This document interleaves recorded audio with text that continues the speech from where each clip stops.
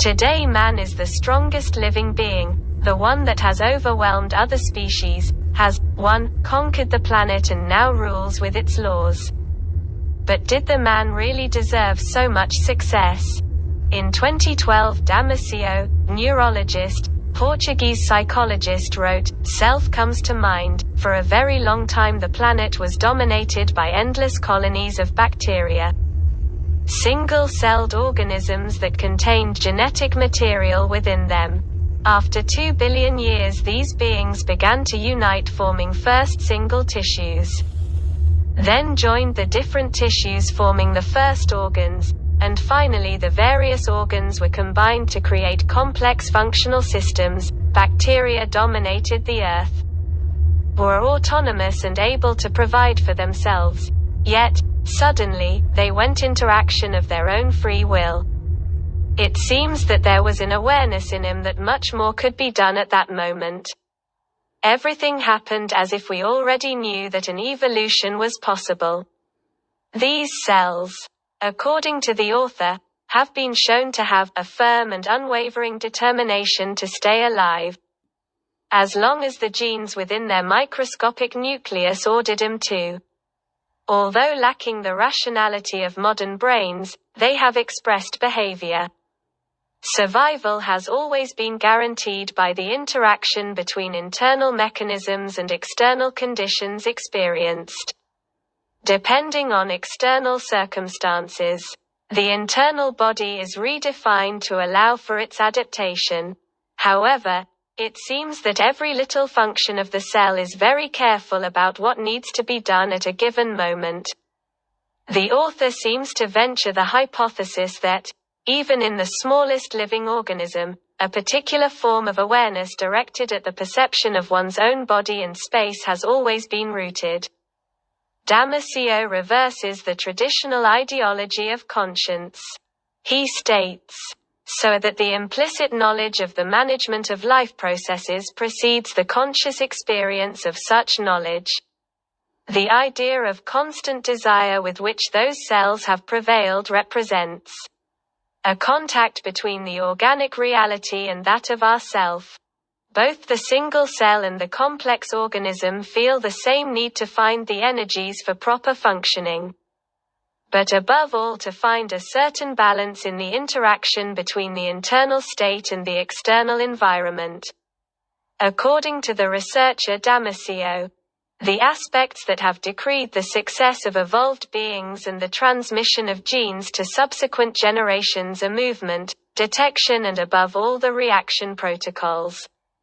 Movement is a capacity that has certainly influenced the life expectancy of the organisms with which they were endowed. It represents a skill that allows living beings to move, seek better conditions or avoid possible threats. Sensing deals with the intuitive ability to identify changes in physiological conditions both within one's body and in the external environment. The reaction protocol consists of a set of rules by which decisions are made to move or not. They can concern both the internal dynamics of the body and the surrounding environment. The diversity of the environments in which our species has thrived can make us imagine the high variability of the mechanisms used for survival. Although their biological nature, human adaptive mechanisms are considered very advanced compared to the predispositions of any other animal. In animals, in fact, what causes you to lose control is an overwhelming instinct. However, this does not happen to man. He is a social animal. Our behavior, although always of a biological nature, necessarily manifests itself within social and cultural systems. Education and social life are the main areas in which conventions are passed down through the generations.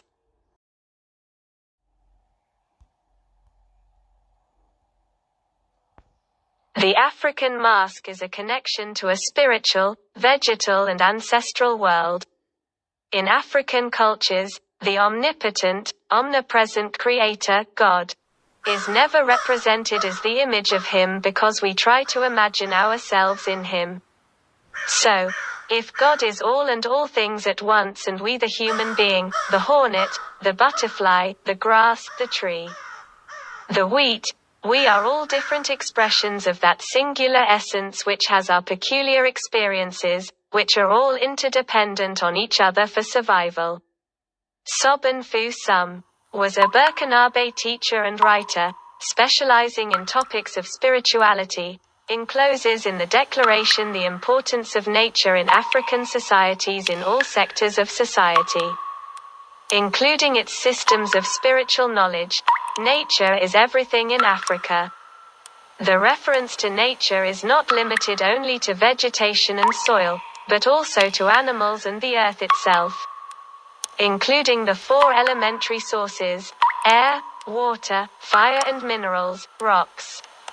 This by no means excludes planetary bodies and the universe in general and the constellations within it, many of which also inform particular ritual ceremonies, is evident in full moon rituals or the appearance of interstellar objects such as comets or meteorites visible in the atmosphere. Terrestrial. The mask combines the two elements determined in the African ancestral and spiritual ecosystem: what is hidden. The one who is masked becomes the means through which these entities are made manifest and visible. He literally transforms himself into something else, his identity, his face. His body are erased to make room for another body, for another presence, that of the being represented by the mask. What is shown, the mask itself and what it represents. This connection is presented as an alternating and ambiguous game of dissimulation and revelation, of transformation and convention. Through this union, the masked body and the mask that also represents a symbolic value that reflects rituals, cultural beliefs and metaphysical reference. A real transformation of the individual into a spiritual being is achieved, an instrument that allows man to get out of personal identity and to undergo a metamorphosis. The goal is to connect more and more to the universe, to the primordial cell or to the creator.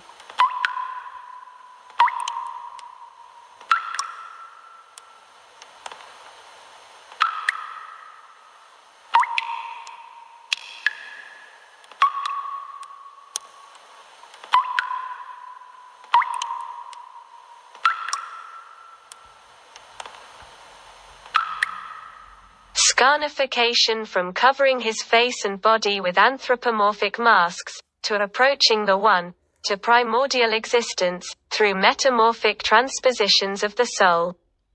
The human being has started a new era, that of the Anthropocene, the modification and transformation of nature, through the conditioning caused by human actions.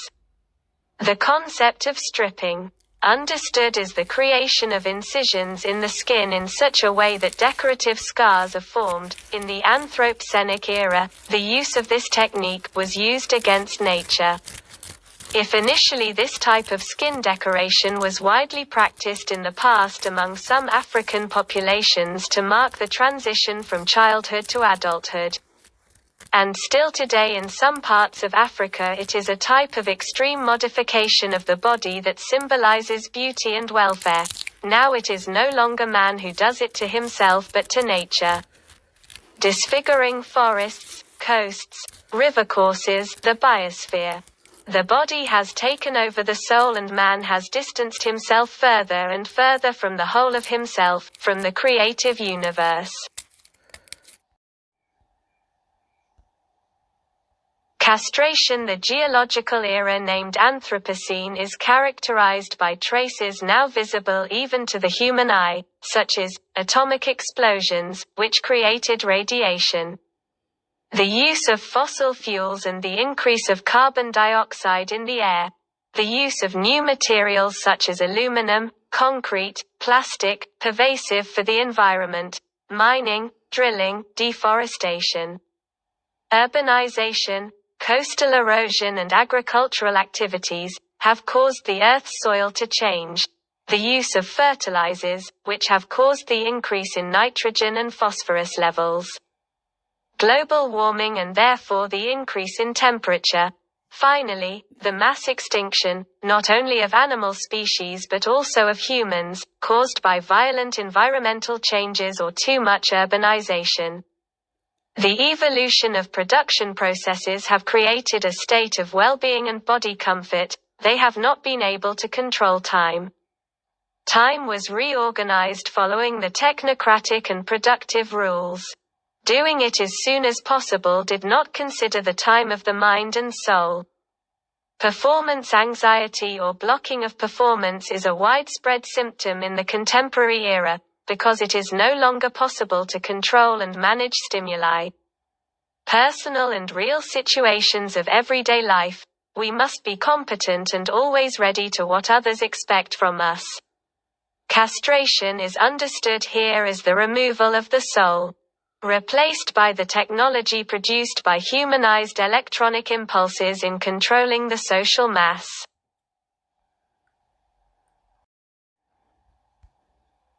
The Anthropocene, the era of the new man and mask, man and the pandemic, an uncontrolled virus that has scourged the entire planet, man and his fears for the future.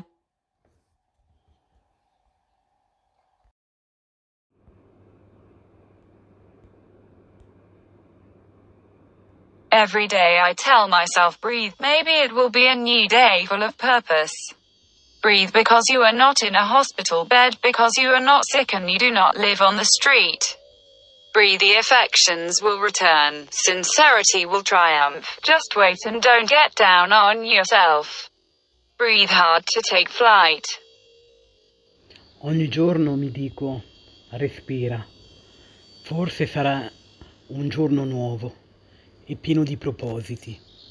Respira, perché non sei in un letto di ospedale, perché non sei ammalata e non vivi per strada.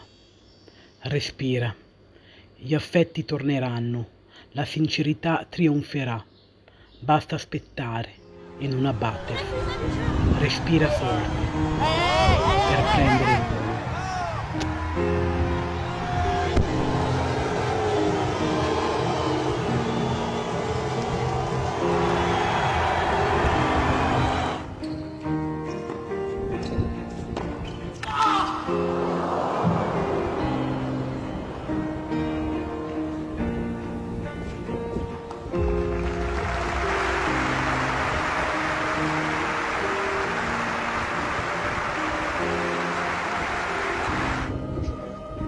Що ж, бажаю вам наснаги і подальших матчів з Люксембургом.